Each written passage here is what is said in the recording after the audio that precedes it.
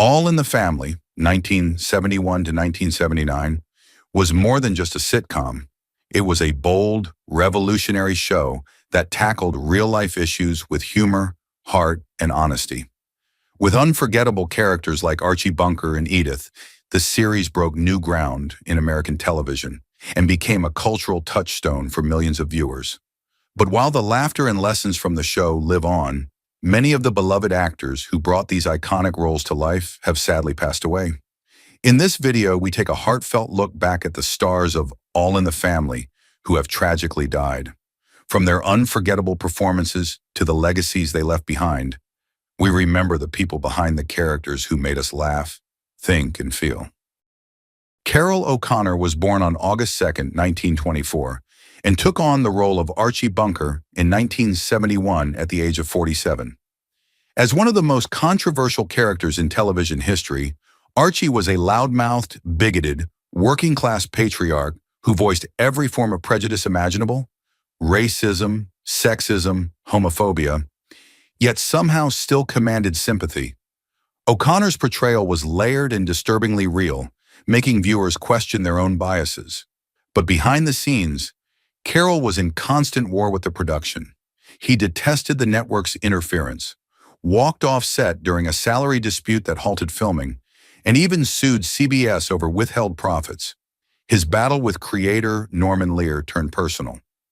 Lear accused O'Connor of emotional manipulation, while O'Connor called Lear a tyrant who used Archie to spew his own agenda. But none of that compared to the devastation of his personal life. His only son, Hugh O'Connor, a promising actor, fell into heroin addiction. In 1995, Hugh died by suicide at 32, and Carroll, consumed by grief and rage, waged a public vendetta against Harry Prezigian, the man he claimed supplied Hugh with drugs. He named him on live TV, leading to a defamation suit and a media circus. Privately, Carroll was a man hollowed by guilt.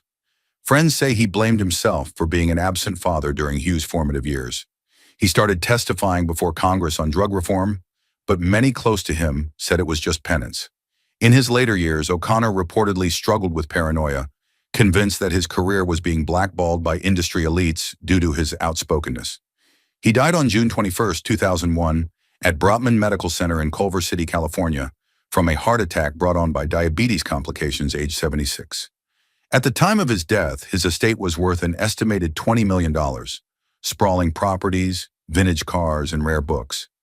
His death sent shockwaves, not just for the loss of an icon, but for the haunted legacy he left behind. A man who embodied America's darkest traits on screen and carried his own grief like a second skin off it. Mike Evans, born Michael Jonas Evans on November 3, 1949, was just 22 when he took on the role of Lionel Jefferson in All in the Family in 1971. Lionel was sharp, witty, and fearless in confronting Archie Bunker's racism. An ironic twist, as Evans was often uncomfortable with the way his character was used as comic relief. Though he had no prior acting experience, his charm landed him the role, but that charm quickly faded behind the scenes. Evans grew increasingly frustrated with the lack of character development and walked away from the Jeffersons after the first season, citing creative differences. But insiders later revealed that he accused producers of systemic racism. His departure was dramatic. He allegedly got into a shouting match with a producer and stormed off set, vowing never to return. Though he eventually came back, the damage to his career was done. He turned to writing and co-created Good Times, but was quietly forced out of the writer's room after reportedly clashing with Norman Lear and being accused of erratic behavior. In the 80s, Evans attempted to reinvent himself through real estate, but his ventures were plagued with rumors of financial mismanagement and alleged ties to shady investors. He avoided the limelight, but not the rumors. Former colleagues hinted at a severe drinking problem and erratic mood swings that derailed potential comebacks. His marriage to Helena Jefferson ended quietly but bitterly in the mid-90s, and those close to him say he had limited contact with his daughter. Diagnosed with throat cancer in 2005, Evans initially refused treatment, telling a friend, "Hollywood already took my voice." He died on December 14, 2006, at the age of 57, in relative obscurity in 29 Palms, California. His assets at the time of his death were valued at approximately $3 million, most of it in underperforming properties and unsold scripts. Unlike many of his co-stars, there was no posthumous celebration, no legacy specials. Evans slipped away quietly, his pioneering role overshadowed by years of professional silence and the lingering bitterness of a promising career that was never allowed to fully bloom. John Stapleton, born Jeanne Murray on January 19, 1923, became Edith Bunker in 1971 at the age of 48, a role that forever etched her into television history. Edith was the moral compass of All in the Family, kind-hearted, soft-spoken, and endlessly forgiving. But the real Jean Stapleton was nothing like her creation. A private woman with radical political convictions, Stapleton loathed the way Edith's submissiveness was interpreted as virtue. She often clashed with writers behind the scenes, demanding rewrites that gave her character more agency. Her refusal to play along with Hollywood's game made her both revered and resented. Known for her intense privacy, Stapleton rarely attended industry events and kept her home in Manhattan, shuttered from the public eye. Though no overt scandal ever surfaced, insiders whispered of her long-standing estrangement from close family members due to her rigid beliefs in Christian Science. She refused all conventional medical care, even after suffering multiple minor strokes in the early 2000s. Her religious beliefs dictated her refusal of hospitalization, causing concern among friends who were shut out of her private world. In 1980, Stapleton insisted that Edith be killed off, citing artistic integrity, but crew members recalled it was partly fueled by burnout and an ugly fallout with CBS executives who she accused of sidelining her in favor of male storylines. Rumors swirled of a brief but intense affair with a younger director in the late 70s, though she never addressed them publicly. Her marriage to William Putch, a director, was said to be passionate but tumultuous, with long separations and alleged emotional volatility. She remained fiercely independent until her death on May 31, 2013, from natural causes at age 90 in her New York home, surrounded only by a few longtime confidants. Her estate, worth approximately $10 million, included a valuable collection of first-edition feminist literature, antique jewelry, and a penthouse she once refused to let be photographed. Despite her outwardly serene image, Jean Stapleton was, in reality, a woman driven by conviction, isolation, and internal battles that audiences never saw behind Edith's gentle eyes. Isabelle Sanford, born Eloise Gwendolyn Sanford on August 29, 1917, began playing Louise Wheezy Jefferson in All in the Family in 1971 at age 54. Louise, elegant and unshakable, was the calm to George Jefferson's storm, a symbol of Black maternal strength who earned viewers' respect without theatrics. But Isabelle's real life told a grimmer story. Born in Harlem to a stern, deeply religious mother and an absent father, she was the only surviving child of 7, the rest lost to illness and poverty. Her childhood was steeped in loss, silenced grief, and emotional restraint. Isabelle escaped a violent marriage with 3 young children and fled to Los Angeles, arriving broke and unknown, taking janitorial and domestic work just to feed her kids. Hollywood offered few roles to Black women beyond maids and nannies, and Sanford was rejected repeatedly for being too serious or not pretty enough. Yet it wasn't only racism and sexism she battled. Rumors swirled about her off-camera temper and refusal to play nice with executives. In the mid-1970s, a scandal quietly brewed when she allegedly demanded a pay raise equal to her white co-stars and threatened to walk off the Jeffersons. CBS reportedly retaliated by freezing her out of casting lists for future roles. Though never publicized, insiders say this unofficial blacklist cost her major opportunities. Personally, Sanford lived in guarded isolation, rarely seen outside the studio or set, avoiding interviews unless scripted. Her adult children later spoke of a woman torn between ambition and guilt, often emotionally distant, consumed by the fear of failure. The 1981 Emmy win was her high point, but it didn't open new doors. She remained locked in Louise's shadow, a role both defining and limiting. In her later years, she suffered quietly from heart disease. Isabelle Sanford passed away on July 9, 2004, in Los Angeles from natural causes at the age of 86. She owned a modest home, received residuals from syndication, and held a few small real estate assets, with an estimated net worth of $3 million. Hollywood celebrated her legacy, but never truly reckoned with the personal and professional battles she fought behind her calm, commanding smile. Jason Wingreen, born on October 9, 1920, in Brooklyn, New York, took on the role of bartender Harry Snowden in All in the Family in 1971 at age 51. Harry, the dry-witted, unshakable voice of reason at Archie's neighborhood bar, was a quiet anchor amid the show's chaos. But Wingreen's own life was filled with contradictions and shadows. A seasoned New York theater actor, he co-founded the prestigious Circle in the Square Theater in the 1950s, only to be forced out within a few years amid accusations of financial mismanagement and artistic control issues. Claims that haunted him in private, but never hit the tabloids. While widely admired for his craftsmanship, Wingreen harbored resentment toward Hollywood, often clashing with directors he considered amateurish. His most infamous career controversy emerged decades later when he was revealed to be the original voice of Boba Fett in The Empire Strikes Back, a role George Lucas later erased in re-releases without credit or royalties. Wingreen fought this quietly but bitterly, writing letters to Lucasfilm that were ignored. His son later revealed that this perceived betrayal devastated Jason, who felt robbed of his rightful legacy in the Star Wars canon. Offstage, Wingreen was an intensely private man who rarely socialized with castmates. Friends say he was obsessed with scripts and suffered from insomnia, often rewriting his lines into the early hours. The greatest tragedy of his personal life was the slow, painful decline of his wife, with whom he remained devoted but reportedly refused to place in care, becoming her full-time caregiver while neglecting his own health. Their son claimed this led to years of isolation, marked by quiet paranoia and an increasing withdrawal from public life. Wingreen died on December 25, 2015, in Los Angeles at age 95. He left behind a modest estate consisting mostly of residual checks, a small pension, and a paid-off home, with an estimated net worth of $1 million.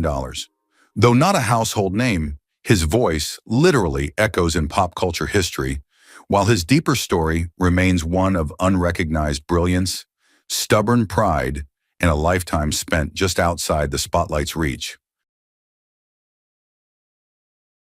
Alan Melvin, born February 18, 1923, in Kansas City, Missouri, was 48 when he first appeared as the easygoing Barney Hefner on All in the Family and Nitten Suten. Barney med hans elskelige barstolwit og uforventende loyalitet til Archie Bunker bliver en fan favorite. But behind the scenes, Alan Melvin was a far more complex and at times volatile figure than his sitcom persona suggested. After serving in World War II, Melvin broke into radio and voice work, eventually becoming a fixture in the 1960s and 70s television. Despite his warm public image, Melvin had a reputation within the industry as a behind-the-scenes manipulator.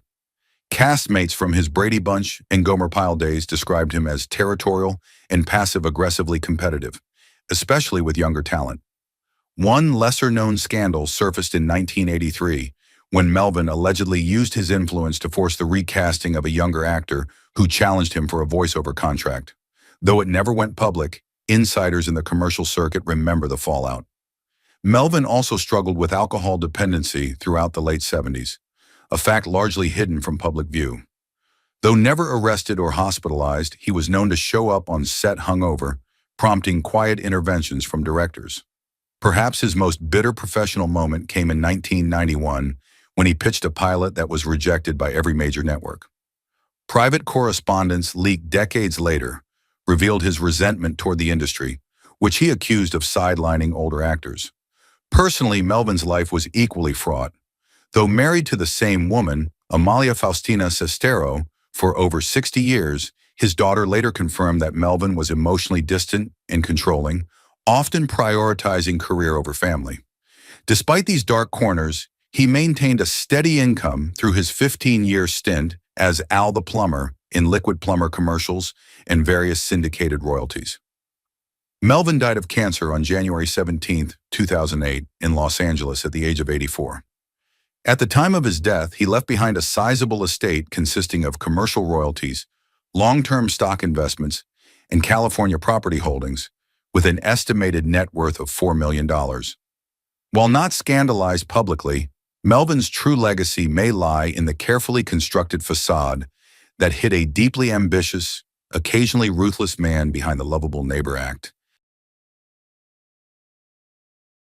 Betty Garrett was born on May 23, 1919, and at age 54, she took on the role of Irene Lorenzo in All in the Family in 1973, a role that mirrored her own complex and politically charged life. Irene, a fiercely independent, blue-collar Catholic feminist, became a groundbreaking character, challenging the patriarchal and conservative views of Archie Bunker, and by extension, millions of American viewers.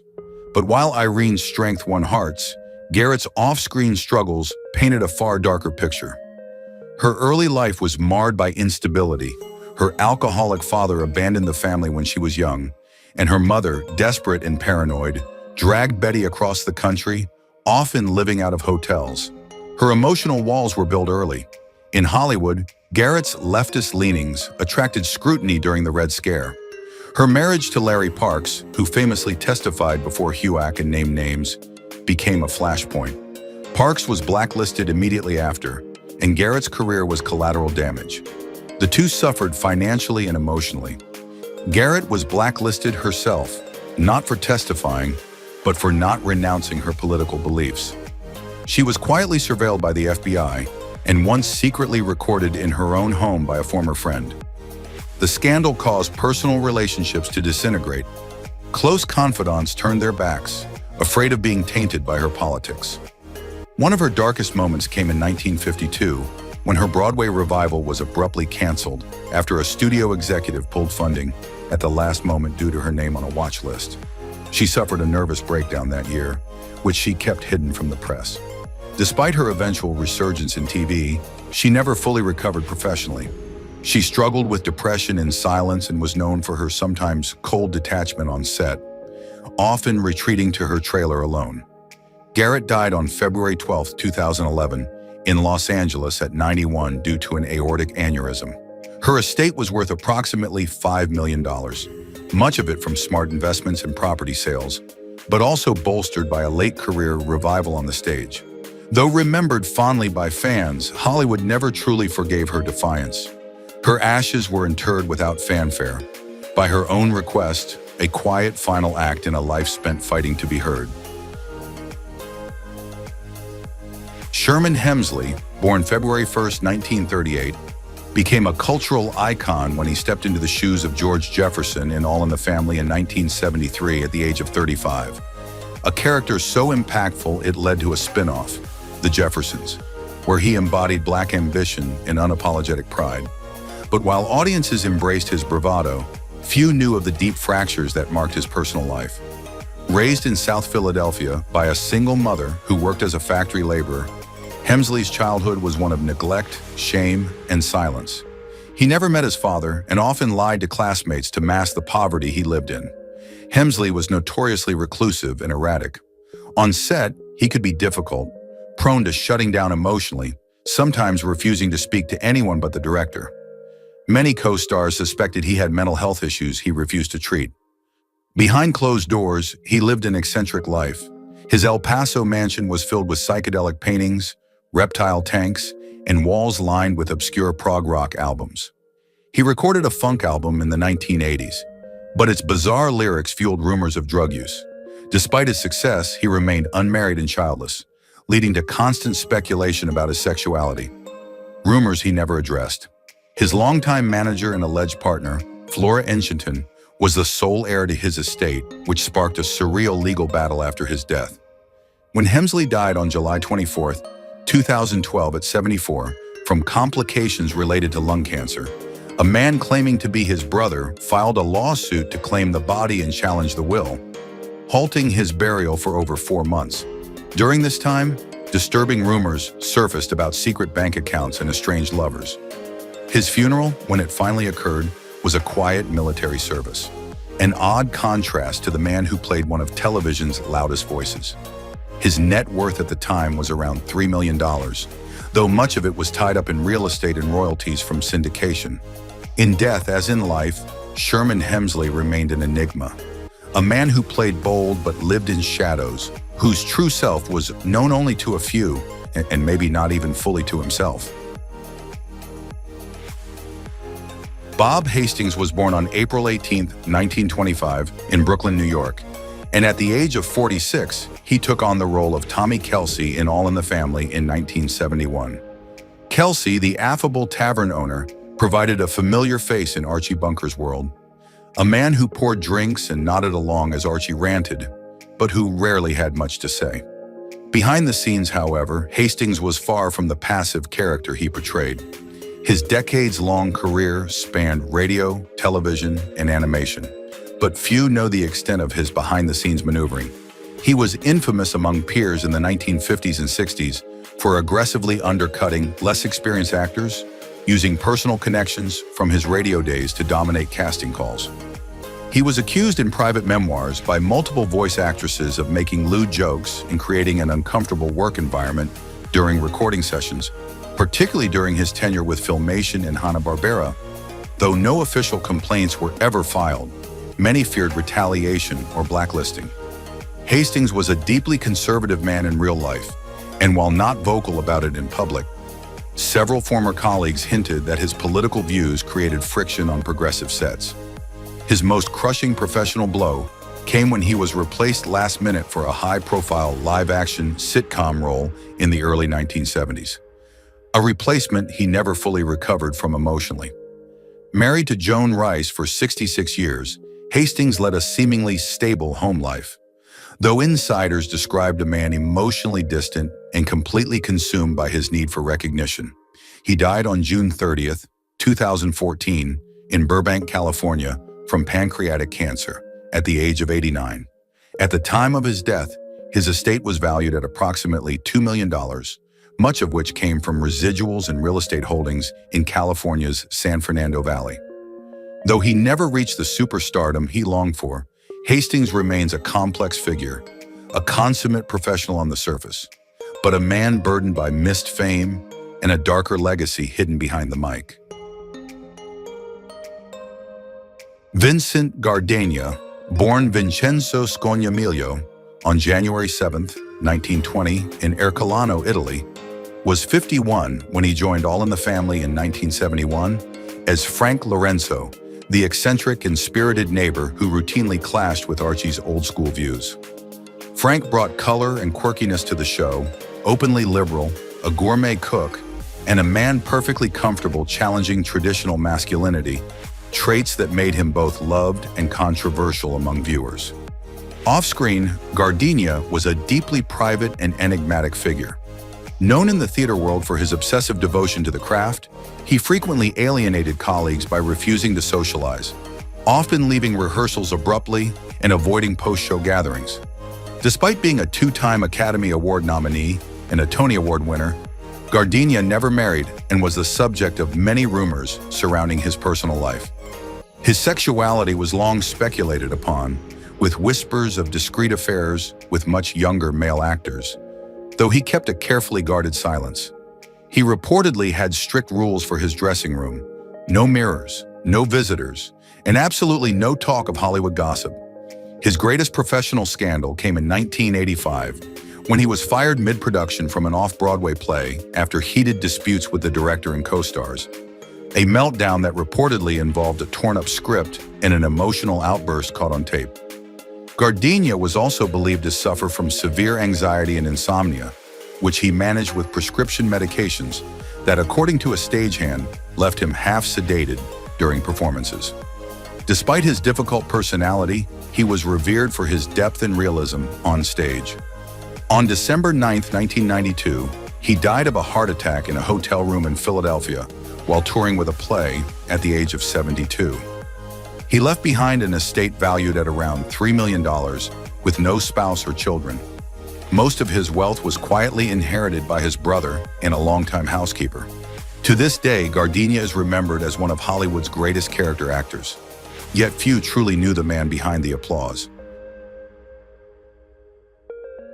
Sarl Book, born January 4, 1930, briefly appeared in All in the Family in 1972 at age 42 as Joseph Sanders, a minor character with little lasting impression. But Book himself was anything but minor. Best known as the flamboyantly corrupt boss hog on the Dukes of Hazzard, Book lived a dual existence, a genius intellect wrapped in the body of a cartoonish villain. Privately, Book battled binge eating, body dysmorphia, and severe depression, a trio of demons that clashed with his carefully curated public persona. As a child prodigy in Buffalo, New York, he played piano by age 5 and read Latin by 6. But early academic success came at the cost of social acceptance.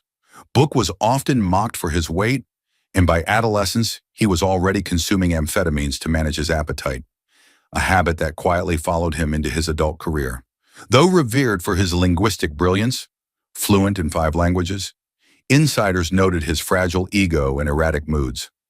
Co-stars on The Dukes of Hazzard recalled that he would switch from charming anecdotes to paranoid rants, suspecting everyone on set of plotting against him. His greatest professional humiliation occurred in 1984, when an attempt to reinvent himself in a serious stage role was ridiculed by critics, one of whom called his performance boss hog in Shakespearean drag. The review shattered him, and he never returned to the stage. In his personal life, things were no more stable. His marriage to Miranda Knapp collapsed after just a few years. She later described him as 2 men in one, brilliant, then terrifying.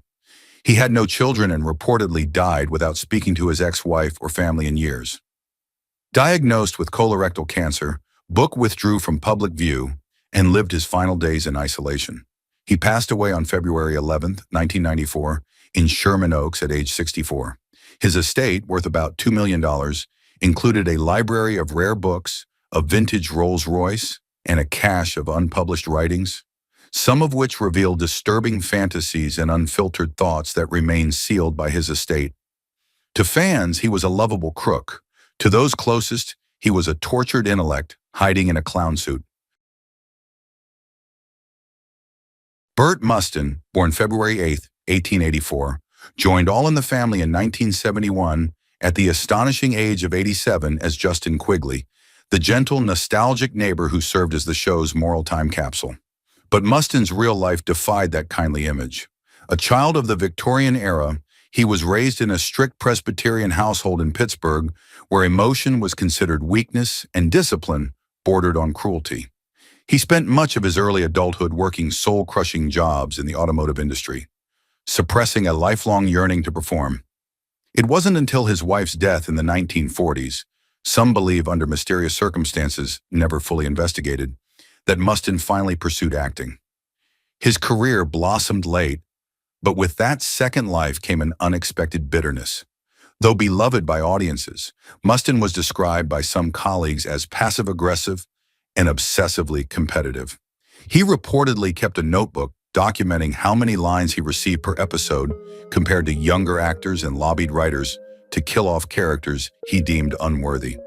His darkest professional moment came when he was publicly fired from a recurring role on Leave It to Beaver after allegedly berating a child actor off camera, an incident buried by the studio but quietly known among Hollywood insiders. Personally, Mustin was reclusive to an extreme. After his wife's death, he refused all romantic engagements and rarely visited family. His apartment was filled with antique dolls, old newspapers, and an unsettling number of funeral pamphlets. Neighbors described him as pleasant but eerie, often heard muttering lines from his scripts into the early morning hours. Despite rumors of memory loss, Mustin insisted on working until just months before his death, driven more by fear of irrelevance than love of the craft. He died of natural causes on January 28, 1977, in Glendale, California, at the age of 92. His estate was humble, valued at under $500,000, mostly consisting of residual checks, dusty memorabilia, and a few savings bonds. Mel Stuart, born September 19, 1929, began portraying Henry Jefferson in All in the Family in 1971 at the age of 42. As George Jefferson's older brother, Henry was written as the reasonable counterpart, calmer, more open-minded, and surprisingly friendly toward Archie Bunker, often serving as a voice of moderation in a show built on conflict. But behind Stuart's smooth performance was a man deeply tormented by the hypocrisy of the entertainment industry that celebrated progress on camera but functioned on exclusion behind the scenes. Raised in a poor, racially segregated neighborhood of Cleveland, Ohio, Stuart came from a fractured household.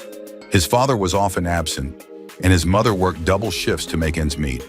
He experienced early trauma watching friends brutalized by police and internalized his rage, redirecting it into music and later acting.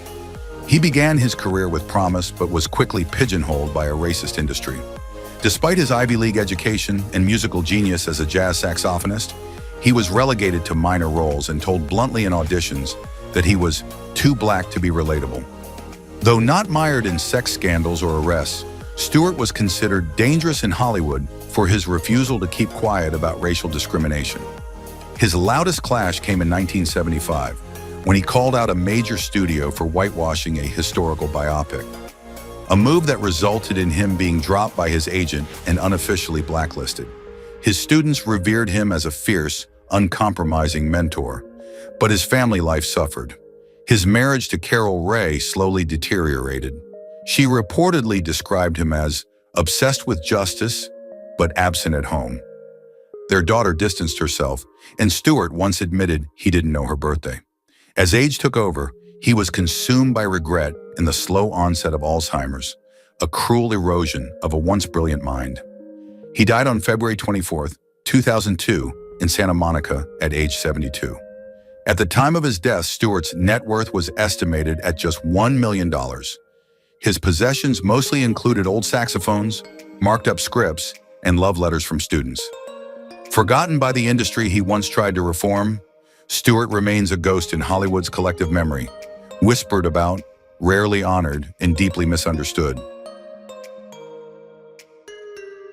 Billy Halup, born William Halup on February 11, 1920 in Queens, New York, joined All in the Family in 1971 at the age of 51, portraying Bert Mustin, the street-smart, dependable cabbie and Archie Bunker's trusted friend.